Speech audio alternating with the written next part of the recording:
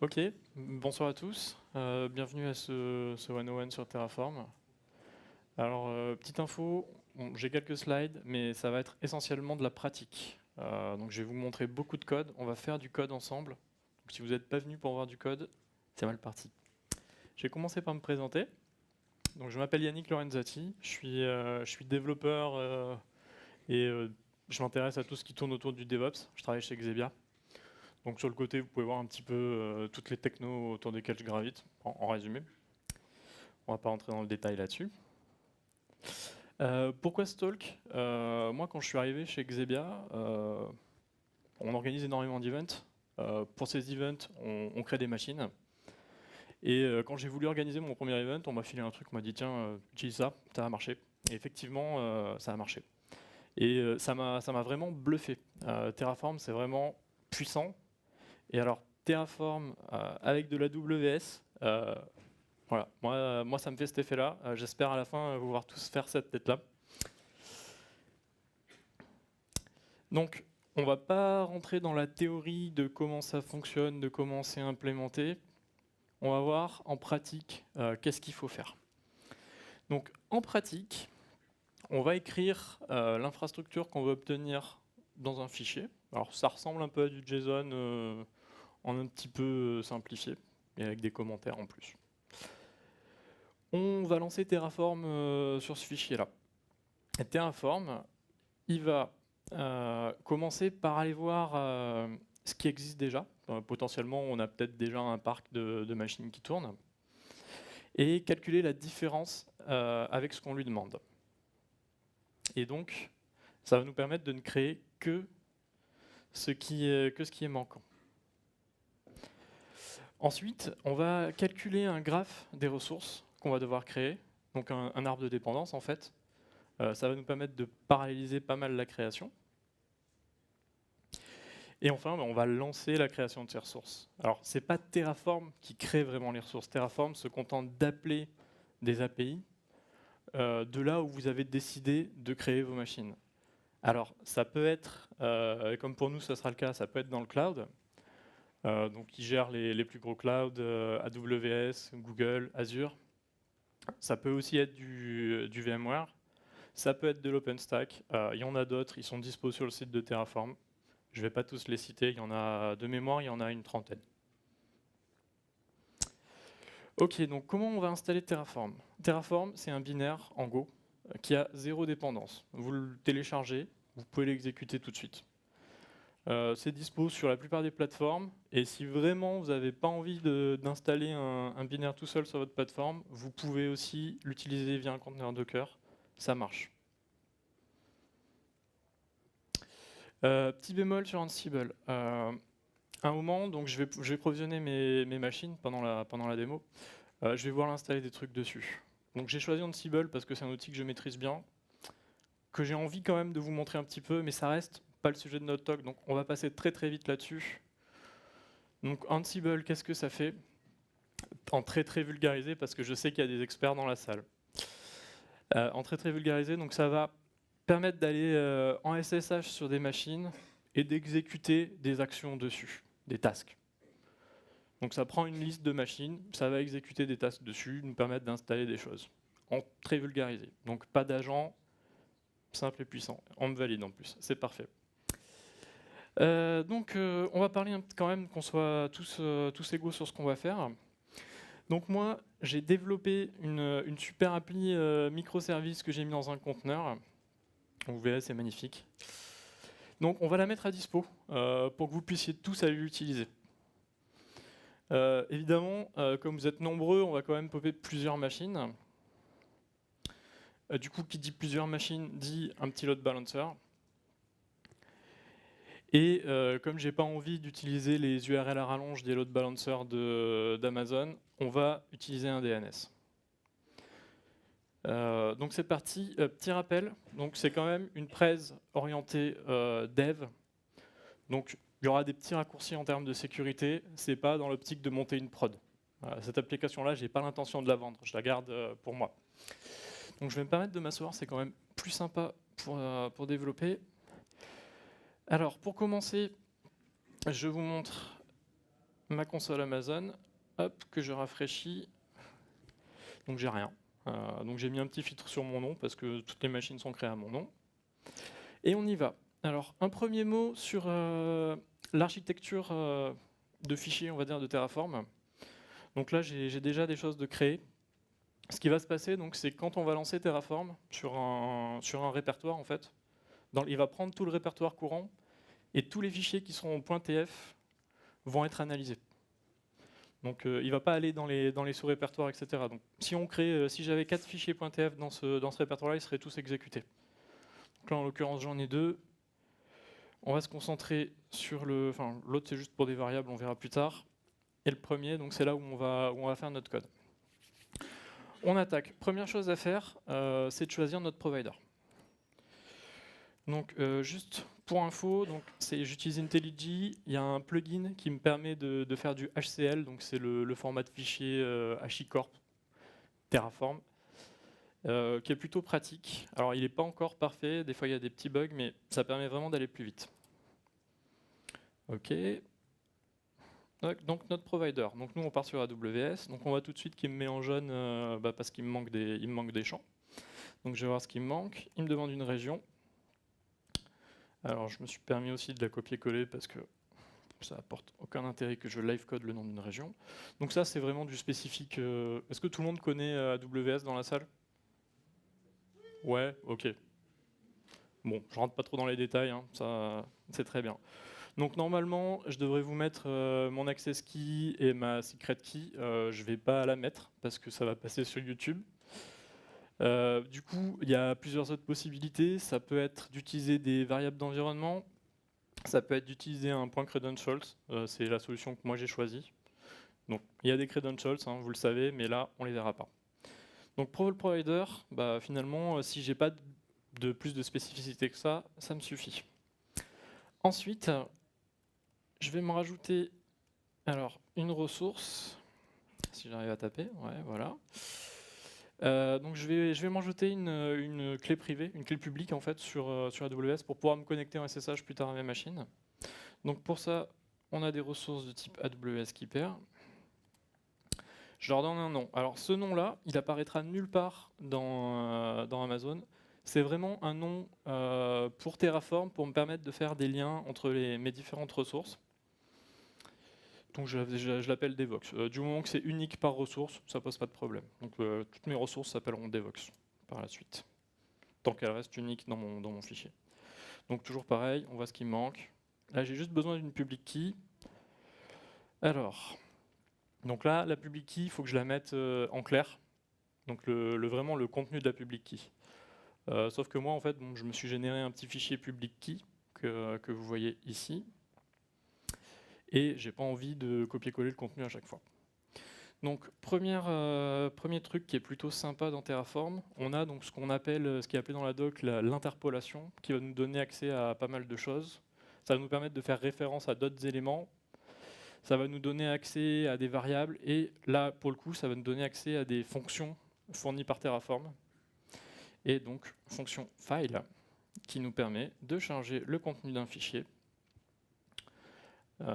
Qui va permettre de remplacer en fait le champ public key par le contenu du fichier. Donc ssh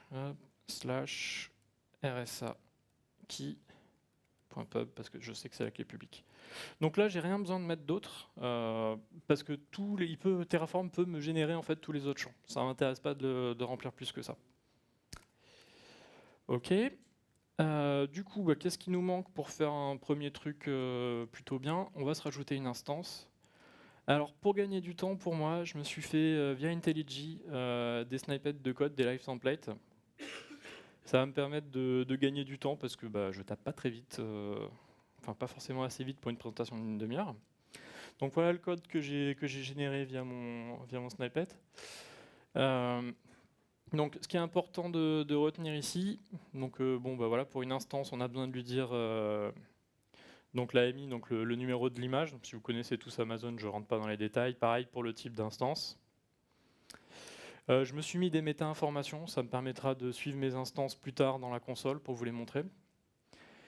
Et donc j'ai laissé un petit blanc for key name. Donc on va faire je pourrais mettre, si j'avais défini un nom sur ma clé au-dessus, je pourrais taper en dur ce nom et ça marcherait. Mais ça serait moche. Et du coup, je vais pouvoir faire un lien avec ma ressource du dessus. Donc, je tape AWS Keeper, j'ai autocomplétion, donc ça va vite. Devox, et je regarde les champs qui sont exportés par mon AWS Keeper, et donc keyname, a priori c'est ça. Donc voilà, donc là on a quelque chose qui est déjà exécutable, et on va l'exécuter tout de suite. Toc. Alors, donc on va faire un plan. Donc Terraform Plan, c'est ce qui va nous permettre justement d'aller comparer mon petit fichier avec ce qui est existant. Donc normalement, il devrait me dire que j'ai rien. Donc là, c'est ce qui se passe. Donc comme vous voyez, ça ressemble un petit peu au format diff Unix, pour ceux qui connaissent. Donc j'ai des petits plus. Ça me dit, je vais créer cette ressource. On voit ici que les informations que j'ai fournies sont affichées, et là où il y a marqué Computed, c'est toutes les informations que lui va se charger de générer pour moi. Ok. Donc si on était vraiment sérieux, normalement ce plan, il faudrait le sauvegarder et l'appliquer. Là, pour la démo, on va faire un apply, tout simplement. Et donc en fait, l'apply va régénérer un plan. Potentiellement, il y a quelqu'un qui aurait pu changer quelque chose entre-temps. Mais là, c'est pas le cas. Donc j'ai lancé ma création. On voit qu'il a tout de suite créé la clé qui m'a dit que c'était complet. Et il s'est lancé dans la création de l'instance. Ça reste normalement assez rapide, une trentaine de secondes peut-être, moins, si on est chanceux. Voilà, une vingtaine de secondes. Donc c'est fini, il m'a créé mon instance. Bon, voilà, vous avez vu des lignes de commande. Bon, maintenant je vais vous prouver qu'il y a vraiment une instance qui a été créée. Donc on va regarder sur la console. Bon bah voilà, déjà une instance est apparue. Elle n'était pas là avant. Ça part déjà plutôt bien. Hop. Je retourne dans ma console. Une troisième commande qui est plutôt sympa sur Terraform, qui est très utile, c'est le show. Terraform show, en fait, ça va nous montrer finalement les instances avec cette fois-ci toutes les informations, les vraies informations. La clé n'a vraiment pas d'intérêt, on va passer. Par contre, si on regarde l'instance, donc on sait qu'elle a été créée en EUOS 1C, plein d'informations qui ne nous intéressent pas aujourd'hui. Une information qui va nous intéresser, par contre, c'est l'IP publique. Et on va aller se connecter sur cette machine. On va utiliser notre clé privée. Donc c'est de l'Ubuntu, donc je me connecte avec le user Ubuntu, relativement classique. Tiens, base. Et voilà, donc j'accepte et je suis sur ma machine. Ok, bon, c'est un bon début. Alors, on va continuer. Avant de continuer, on va s'attarder un petit peu sur un fichier qui s'appelle Terraform tfstate. Ouais, ça reste assez visible. Donc Terraform tfstate, c'est un fichier qui a été généré par Terraform, qui est géré par Terraform, auquel il ne faut surtout pas toucher. Il y a des mécanismes pour le gérer quand on veut faire de la prod, mais ça, j'en parlerai éventuellement à la fin s'il me reste du temps. Ce qui est important de retenir, c'est que ce fichier va contenir donc toutes les informations. En fait, le Terraform show se base sur ce fichier pour afficher les informations. Donc on verra plus tard comment on peut l'utiliser pour récupérer les informations pour Ansible. Donc je vais améliorer un petit peu mon infrastructure. J'avais dit que je voulais plusieurs machines. Alors, là j'ai une machine, j'en veux plusieurs. C'est parti. Attention, grosse complexité. Voilà, là si je relance, j'ai 4 machines au lieu d'une. Bon, je vais pas refaire un apply tout de suite, je vais quand même enrichir un petit peu plus mon code. Est-ce qu'il y a des ops dans la salle? Ouais, quelques-uns. Bon, j'espère que vous m'en voudrez pas trop pour ce que je vais faire. Alors, je vais rajouter un security group et un beau security group qui va ouvrir mes machines à tout vent. Voilà. Désolé, mais c'est pas le débat d'aujourd'hui. Faut pas le faire. En vrai, faut vraiment pas le faire. Mais là, pour le coup, en live, j'espère que personne n'a envie d'aller péter ma prod. Et je le fais et je l'assume. Ok, donc on a notre security group. On va le lier à notre machine. toc. Alors, autocomplétion, security group, c'est parti. Donc ici, petite subtilité. Tiens, là, vous voyez, il y a un petit bug du plugin là. De temps en temps, il me rajoute une accolade. Faut faire gaffe. Donc mon AWS Security Group. Ouais, donc petite subtilité selon ce que vous utilisez dans Amazon, si vous êtes dans un VPC ou pas. Des fois, faut mettre le nom du security group, des fois, faut mettre l'ID. Je me plante une fois sur deux, c'est pour ça que je me le suis noté, comme je navigue entre des VPC et des zones non sécurisées. Donc là, cette fois-ci, ça devrait être bon. Voilà, et troisième et dernier truc que je voulais vous montrer avant de recréer mes instances, c'est les provisionneurs. Les provisionneurs, c'est un truc, finalement, j'aurais pu l'utiliser à la place d'Ansible pour pouvoir installer des petites choses sur mes machines.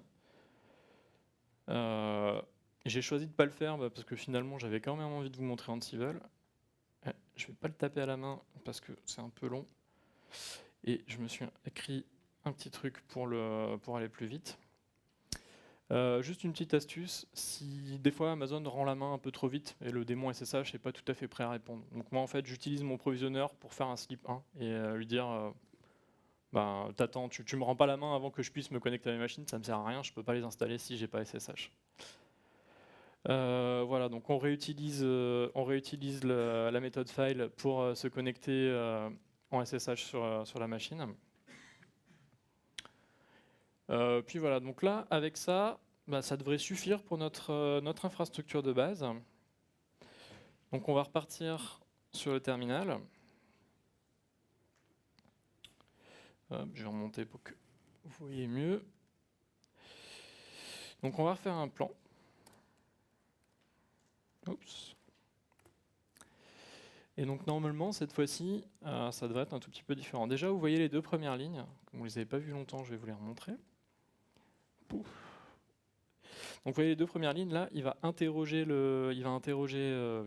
Amazon pour donne-moi l'état de la keeper, donne-moi l'état de l'instance. Si jamais elles n'existent pas, je les recrée. Si elles ont été modifiées à la main, il va probablement soit les modifier, soit les détruire. Il y a beaucoup plus tendance à détruire et à recréer qu'à modifier. C'est vraiment très rare les cas où il peut modifier. Ok, donc là, petite différence, justement, il a détecté qu'il y avait déjà une instance, l'instance 0, mais il met un icône de moins plus parce qu'en fait, il va la détruire et la recréer à cause du security group.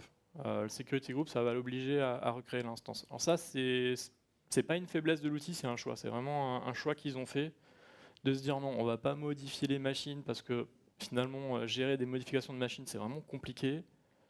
Si on détecte une différence, on détruit, c'est plus sûr. Après, charge à la personne qui crée l'infra de faire gaffe de ne pas détruire toute son infra. Ça doit pouvoir arriver. Ok, donc là ça a l'air plutôt bon. On va appliquer ça. Hop, c'est parti. Donc normalement le security group devrait se créer assez vite. Les instances par contre sont un petit peu plus longues. Juste m'assurer que tout se lance bien. Ouais, elles sont en cours de création. Du coup, histoire de meubler un petit peu. Donc là, elles ont fini. Il y en a une première qui a déjà fini de se créer. Et là, en fait, donc c'est le provisionneur, le remote exec, qui va commencer à essayer de se connecter en SSH jusqu'à ce qu'il y arrive. Il va le faire plein de fois jusqu'à ce qu'il puisse nous faire notre fameux slip one et nous rendre la main. Alors, il le fait beaucoup de fois. Ah, ça y est, il a réussi à se connecter. Et donc, en fait, nos instances nous ont rendu la main assez vite. Ok, bon, je pensais avoir le temps de vous montrer autre chose pendant ce temps-là. Je vais quand même passer je vais quand même le faire, ça mange pas de pain. Juste, donc, on a la possibilité dans Terraform d'avoir des variables. Ça nous permet, donc là j'en ai déjà mis quelques-unes qui me serviront plus tard ou pas, selon ce que j'aurai le temps de vous montrer. Donc pour déclarer une variable, gros suspense puisque c'est écrit en dessous, variable, on va déclarer une variable de type région, enfin qui s'appellera région, pardon. Au niveau des types, pour l'instant c'est assez limité, mais c'est suffisant. On va avoir des strings, des listes et des maps. Sachant que, bon là je le précise, mais en fait si vous mettez pas le type, bah, ça sera une string par défaut. On peut mettre une valeur par défaut. Ça nous évite d'avoir à remplir la valeur. Donc finalement, si on met une valeur par défaut ici, on aura juste gagné que j'avais ma valeur en dur ici, et bah, maintenant elle va passer ici. Donc c'est déjà peut-être mieux, on rassemble toutes nos valeurs, c'est quand même plus sympa. Après, si on ne met pas la valeur par défaut, donc si je lance, là, si j'exécute comme ça, il va m'interroger, il va me dire bon bah j'ai pas de valeur pour la variable région, saisis-la moi à la main.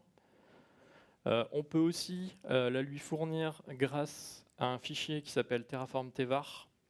Attention, le nom est important. C'est vraiment ce fichier spécifique avec ce nom-là qui doit contenir la valeur de la variable. Ça peut aussi venir de variables d'environnement. Donc voilà, je le laisse pas, ça n'a pas d'intérêt pour le moment, mais vous savez que ça existe. Et on verra plus tard comment les utiliser, comment les lier en fait dans le code. Là. Donc, on a toutes nos ressources de créer. On va retourner dans la console. Bon, elles sont toutes là. Donc je ne vais pas me reconnecter en SSH dessus, je suis confiant. Je vais attaquer la partie Ansible. Donc on va passer très vite et pendant que ça s'exécutera, je vous expliquerai quand même un petit peu ce que ça fait. Première chose, il nous faut, donc dans Ansible, il nous faut ce qu'on va appeler un inventaire qui va être en fait la liste de nos IP. Donc pour générer cet inventaire, on va en fait on va repartir du tf-state, qui est en fait du JSON, et on va le parser. Donc il y a plein de parseurs qui existent, il y a plein de gens. C'est tout à fait faisable d'en réécrire un pour formater son inventaire comme on veut. Là, dans notre cas, il y en a un qui existe qui s'appelle Terraform Inventory que je vais réutiliser, donc qui est disponible sous Mac et sous d'autres packaging, qui est très facile à installer. Pour le coup, donc si jamais vous tentez de reproduire ça chez vous, là pour le coup, moi je l'exécute dans un conteneur Docker. Parce que ça me permet d'utiliser une version qui n'était pas packagée, mais le conteneur est dans le repo GitHub, donc vous avez vraiment tout à dispo, il n'y a rien de caché. Donc voilà, ça me génère une liste. Alors il y a plein de doublons parce que ça va générer toutes les possibilités avec les groupes qu'il a trouvés dans le fichier. Mais bon, globalement, moi je vais juste utiliser le all. Donc tout ça, je l'envoie dans un fichier inventory, qui est le répertoire, le fichier par défaut pour Ansible. Et je vais lancer un Ansible playbook sur mon playbook. Et pendant que ça s'exécutera, je vais vous montrer vite fait à quoi ça ressemble. Alors pareil, mon playbook est peut-être pas state of the art. Je suis un novice dans Ansible, clairement. Mais ça me permet de déployer simplement mes applis et d'une manière quand même assez lisible. Donc ici, je lui dis le groupe à appliquer. C'est assez gros, tout le monde voit? Je peux grossir encore un petit peu. Tac. Voilà, donc ça c'est le groupe. Je lui dis le user qui va exécuter les commandes. Le become true, c'est pour dire qu'il peut faire du sudo, même qu'il va devoir faire du sudo. Et finalement, que fait mon playbook? Il va installer Docker, donc il ajoute le repository, la clé du repository, c'est du apt. Il installe le Docker Engine, il donne des droits au user Ubuntu, ça me simplifie la vie pour débugger. On s'assure que le service est bien démarré. On récupère une image que j'ai créée moi-même et on lance le conteneur sur le port 8080. Donc voilà, vraiment rien de sorcier. Donc là c'est déjà fini, donc on voit qu'il a effectué les 9 étapes. Et donc maintenant, si tout va bien, il me faut une IP quand même pour faire un curl. Donc on peut essayer d'appeler notre application. Et voilà. Voilà, une magnifique application qui mange. Ah, c'est pas fini, c'est pas fini.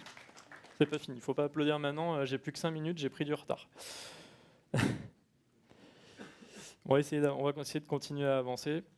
C'est vrai que finalement là on a vu quand même pas mal de notions. J'aimerais vous en montrer encore quelques-unes. Ça serait vraiment dommage qu'on s'arrête là. Je vais aller le plus vite possible, sans aller trop vite non plus. Donc on va se rajouter notre ELB. Alors ce qui m'intéresse finalement dans le ELB, bon, déjà ça va être le côté waouh, il y a un load balancer, mais bon, ça finalement c'est de l'Amazon et nous on va faire du Terraform. Ce qui m'intéresse, c'est ce que je vais vous montrer ici. Ça va être pour la liste des instances et les zones de disponibilité. Donc en fait, il faut que je liste toutes les zones de mes VM, de mes instances, pour les rendre accessibles. Alors comment je fais ça? Donc je les fais pas à la main, hein, toujours, même si maintenant qu'elles sont déjà créées, je pourrais, mais ça serait pas reproductible. Donc on va prendre les instances de type Devox, et on voit qu'elles exposent leur zone d'availability. Là, si je lance ça, ça va se planter. Pourquoi? Parce qu'en fait, j'ai 4 zones et j'ai 4 machines, il sait pas laquelle je veux. Donc en fait, ici, on peut accéder à toutes nos instances comme ça. J'ai mis 2 points. Donc indexé, on sait qu'il y en a 4. Donc du coup, je peux y accéder 1, 2, 3, 4 comme ça. Mais bon, là encore, c'est pareil, ça serait vraiment moche que je sois obligé de spécifier ça et à chaque fois que je change mon count, non, on va pas faire ça. On va mettre une étoile. Et en fait, il va nous renvoyer un tableau avec toutes les availability zones de toutes nos instances. Donc ça, c'est cool. Et en fait, on va faire exactement la même chose pour les instances ID qu'on va mettre ici. Toc. Sauf que j'ai copié un peu trop de choses. Voilà, donc là, c'est pareil, on veut les ID de nos instances. Donc on lui met ID. Donc pour le ELB, ça devrait aller. Je m'attarde pas trop du coup sur les détails d'implémentation de mon ELB, si ce n'est que il va prendre toutes mes instances sur le port 8080 et rendre ça disponible sur le port 80. On va continuer. Alors, on va continuer avec un type un petit peu différent. Donc pour l'instant, on a défini que des ressources ici. 2 minutes. Là maintenant, on va avoir du type data. Data, en fait, ça va rien faire comme changement sur le cluster, sur l'infra, mais par contre, ça va nous permettre de l'interroger pour avoir des infos. Notamment pour ce qui est du DNS, en fait, je ne peux pas à la demande acheter un domaine et le rendre disponible à l'instant. Par contre, j'en ai un qui m'est fourni par Xebia et je peux interroger Amazon pour me dire, en fait, moi, je veux l'ID de mon domaine, je connais son nom, donne-moi son ID. C'est ça que me permet de faire la data et on va voir comment on l'utilise en utilisant Route 53. Donc c'est pareil, je ne rentre pas dans les détails de Route 53, ça va nous permettre d'avoir un nom de domaine plutôt cool. Et ici, on appelle data AWS Xebia DNS, donc qui est le nom de ma zone. Et donc c'est un zone ID qu'il nous faut, donc on va mettre ID. Donc là ça suffit. Et on va lancer tout ça en espérant que sous la pression du temps, j'ai pas fait d'erreur de syntaxe. Ça devrait passer normalement. Et je peux même peut-être... non, j'ai pas envie de répondre à des questions pendant que ça se crée, ça pourrait déborder. Normalement, ça se crée assez vite. Je m'attends à moins de 60 secondes pour la création d'un DNS. Ouais. Donc, qu'est-ce que je peux rajouter en attendant la création?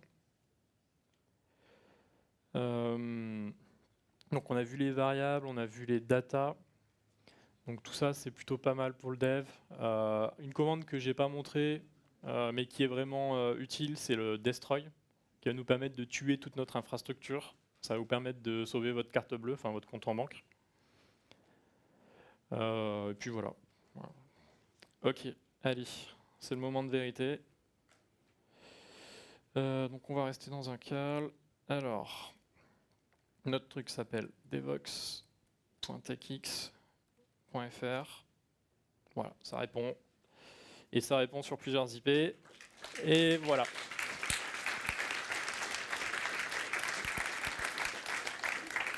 Et